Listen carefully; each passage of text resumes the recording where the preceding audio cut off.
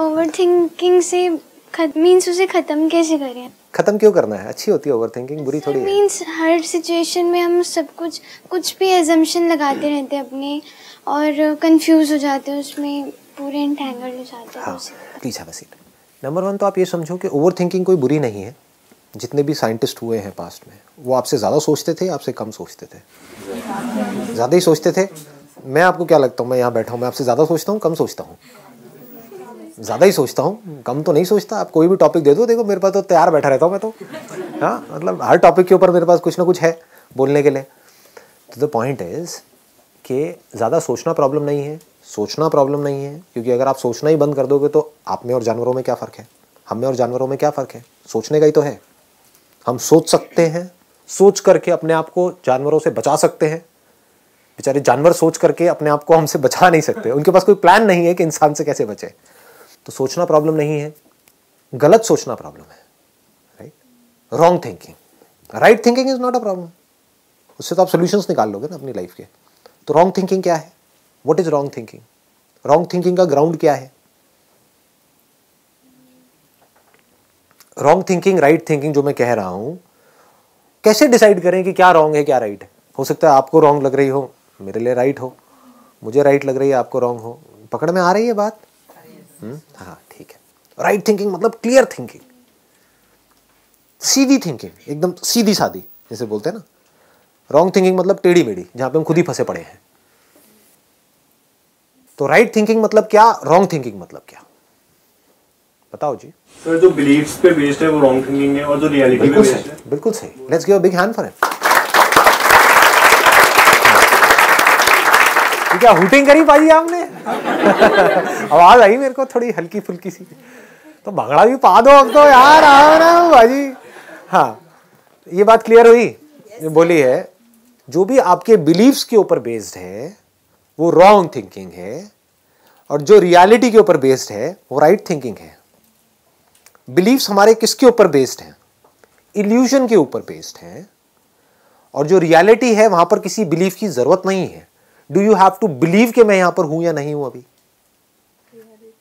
क्यों बिलीव करो, विश्वास करो कि मैं यहां पर हूं। मेरी बात का विश्वास क्यों नहीं कर रहे हैं आप लोग? किसी को भी डाउट है कि मैं यहां पर हूं या नहीं हूं? तो रियलिटी में बिलीफ की कोई जगह नहीं है। बिलीफ कहां पर चाहिए? जो रियलिटी में कहीं नहीं है आपके आसपास में। बस आपको कुछ भी बोल दिया गया है और आपने मान लिया है और उसके बेस पर कुछ भी सोच रहे हो। कभी अपने अंदर झांक करके देखो, जो भी आप सोचते हो वो बिलीफ्स के बेस पर सोचते हो या रियलिटी के बेस पर सोचते हो? 99% जो भी कुछ सोच रहे हो सब बिलीफ्स के बेस पर। भगवान है या नहीं है? नहीं है। एक मिनट, कितने कहते हैं नहीं है?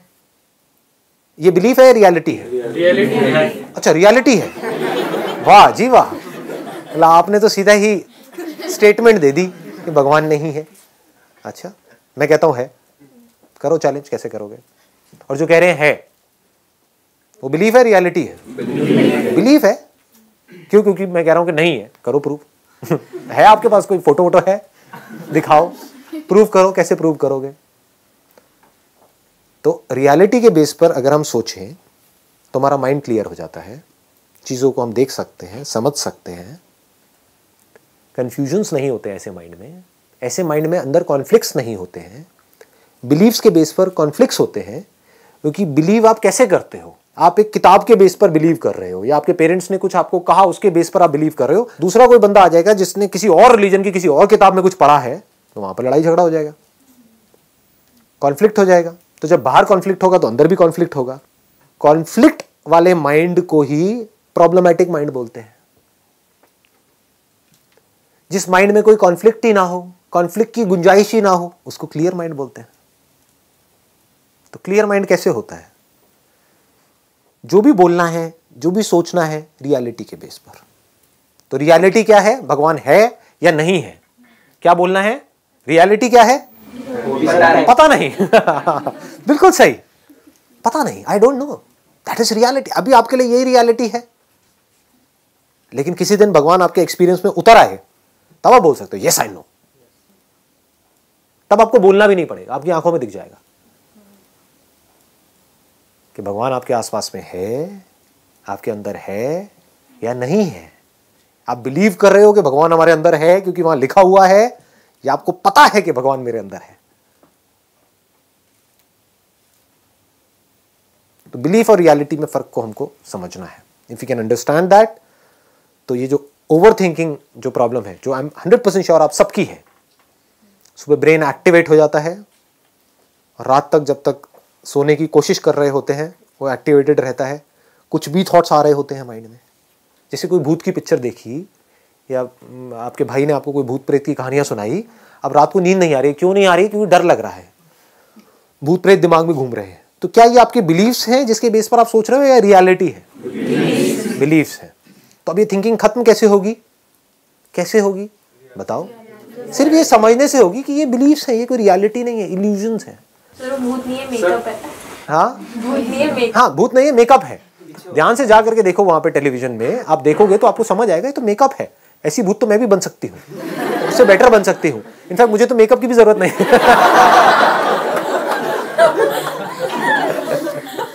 ये आपको जवाब मिल गया है, क्लियर जवाब मिल गया है। अगर किसी पर्सन के लिए अगर हम कि हाँ वो ऐसे हैं वो वैसे हैं, तो दिमाग में उनकी नेगेटिव और पॉजिटिव दोनों बहुत आता रहता है। तो उसको कैसे करें कि वो सच में ऐसे हैं या वो ऐसे दिखा रहे हैं? कि हमारे माइंड में कंफ्यूजन रहती है, एक कॉन्फ्लिक्ट चलता रहता है कि वो जो पर्सन हमारे साथ में है वो ऐसे हैं या वैसे हैं। ऐसे वैसे मतलब अच्छे हैं या बुरे हैं। तो वो अच्छे भी हैं और बुरे भी हैं। दुनिया में ऐसा कोई नहीं है जो सिर्फ अच्छा हो या सिर्फ बुरा हो। बुरे से बुरे में भी अच्छाई होती है, अच्छे से अच्छे में भी बुराई होती है। लेकिन जिस बेस पर आप उनके बारे में अच्छा बुरा सोच रहे हो जरूरी नहीं है वो सच है, वो इल्यूजन भी तो हो सकता है ना। तो रियलिटी है या इल्यूजन है वो कैसे पता लगेगा? उनके साथ बैठ करके पता लगेगा। चाहे डायरेक्टली उनसे पूछो, चाहे इनडायरेक्टली पूछो, डिपेंडिंग अपॉन योर रिलेशनशिप। जैसे आज अगर मैं अपनी बात करूं तो मेरी और मेरी वाइफ की जो रिलेशनशिप है, अगर जरा सा भी कुछ मेरे को लगता है तो मैं सीधा जाकर के उससे पूछ लेता हूं कि मुझे ऐसा लग रहा है क्या, तो वो हंसने लग जाती है कि क्या लग रहा है। मुझे थोड़ी एक्चुअल में पता है कि वो अपने माइंड में क्या सोच रही है, तो मैं क्या करता हूं, जा करके उससे पूछ लेता हूं, तो पता लग जाता है कि वो मेरा बिलीफ था या रियलिटी थी। तो माइंड में कभी भी चीजों को पड़े मत रहने दो। ये जो चीजें पड़ी रहती है ना, ये सड़ने लग जाती हैं टाइम के साथ साथ। किसी के लिए आपके दिल में कुछ बुरा है, कोई नफरत है, ये है वो, निकाल दो ना, उसको खत्म करो। बंदे को खत्म नहीं आया। एक मिनट, समझे मैंने क्या बोला? यही प्रॉब्लम है, आप कुछ और मत समझ जाना। खत्म करो मतलब उस बात को खत्म करो, या तो उससे बात करके उस प्रॉब्लम को सॉल्व करो, या फिर अगर बहुत ही ज्यादा किसी के लिए कोई खुंदक है तो कमरा अपना बंद करो जिस वक्त घर में कोई ना हो, और चीखो चिल्लाओ, ये करो वो करो, कुछ भी, 2-4 कांच के ग्लास ले लो, तोड़ दो ऐसे करके, बाद में उसको साफ कर दो, थोड़ा खून वून भी निकल आएगा तो यार रिलैक्स हो जाओगे। तो अंदर की जो भी भड़ास है वो निकाल दो, मतलब उसको दबा करके मत रखो अपने अंदर। किसी के लिए भी अगर आपके मन में किसी भी तरह की कोई बुरी फीलिंग है, कोई बुरा थॉट है, कोई किसी को नुकसान पहुंचाने की चाह है, तो समझ जाओ आप खुश नहीं रह सकते, उसका कुछ नहीं जाएगा। मतलब आपको अपने माइंड को क्लियर करना है, पहले ये समझ लो। ये हम बड़ी गलती करते हैं। हम क्या कर रहे हैं, हम उसको कन्विंस करने की कोशिश कर रहे हैं। हो सकता है आपकी किसी के साथ लड़ाई हो, लेकिन वो एंड तक आपसे लड़ता ही रहे, मरते दम तक आपसे नाराज ही रहे। आपने कोई गलती कर दी, आप उससे माफी मांग रहे हो, लेकिन फिर भी वो आपको माफ नहीं कर रहा है। तो आपको अपने माइंड को क्लियर करना है, आपको अपने आप को माफ करना है कि I am just a human being, मेरे से कोई गलती हुई और मैंने खुद को माफ कर दिया। अब उसने नहीं किया तो वो उसकी प्रॉब्लम है, वो मरेगा पूरी जिंदगी के लिए, वो सड़ेगा अंदर ही अंदर। इसको सड़ना बोलते हैं, अंदर ही अंदर। कोई आपसे जेलसी कर रहा है तो आपको वहां पर उसके माइंड को क्लियर नहीं करना है कि वो आपसे जेलसी ना करे। उसको आप कैसे क्लियर करोगे? आपको अपने माइंड को क्लियर करना है कि मेरे अंदर जेलसी पैदा ना हो। कोई अगर अपने आप को आपसे कंपेयर कर रहा है तो कोई बात नहीं, करने दो, उसकी अपनी प्रॉब्लम है। आपको खुद को किसी से अपने आप को कंपेयर नहीं करना है। जहां आप कंपेयर करते हो वहीं आप फंस जाते हो। या तो आपकी ईगो बढ़ेगी, या अपने आप को नीचे गिराया तो आपकी सेल्फ एस्टीम की धज्जियां उड़ जाएंगी। तो ना अपने आप को किसी से कम समझना है, ना ज्यादा समझना है। ये बात पकड़ में आ गई है ना? ये कुछ बेसिक्स है लाइफ के, अगर ये हम समझ पाए ना और इस तरह से चल पाए, मतलब अल्टीमेट गोल क्या है यहां से, इफ यू रियली वांट। एक है आपने सिर्फ पूछने के लिए पूछा है कि मैं अपनी ओवर थिंकिंग को कंट्रोल कैसे करूं, क्योंकि ये कोई छोटा सवाल नहीं है। If you really mean it, क्योंकि इससे बड़ी कोई चीज है नहीं लाइफ में। इसकी वैल्यू क्या है? आपके जो अंदर की दुनिया है वो बिल्कुल क्लियर हो जाए। इसी को तो खुशी कहते हैं। और खुशी क्या है? बाहर चिल्लर पिल्लर मिल जाएगी वो खुश, उससे खुश हो गए आप, समझे? आपने कहा किसी से कंपैरिजन नहीं करना चाहिए हमें। ऐसे क्यों सर? करो कंपैरिजन करो और फिर देखो अंदर क्या होता है, तो धीरे धीरे समझ आएगा। नहीं, I am not joking, seriously समझो। आप कह रहे हो कंपैरिजन करना चाहिए नहीं करना चाहिए, तो मैं कह रहा हूँ I may be wrong, I may be right.